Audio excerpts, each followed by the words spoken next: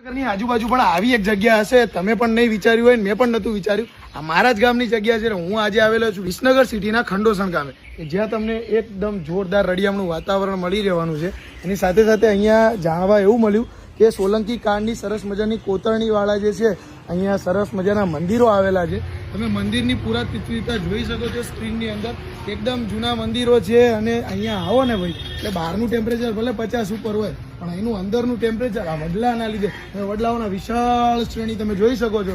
આની અંદર તમે મૂળ પણ ન શોધી શકો ને એ રીતના અલગ અલગ અલગ અલગ અલગ અલગ વડલા જે છે અહીંયા તમને જોવા મળે છે. સાથે અહીંયા એવું કહેવાય છે કે ભાઈ અહીંથી પાટણ સુધીની ડાયરેક્ટ જે છે એ સરસ મજાની સુરંગ બનાવેલી હતી એ કાળની અંદર. જોકે એ વાત જે છે એ કન્ફર્મ નથી થતી, અહીંના લોકો દ્વારા અમને સાંભળવા મળી છે.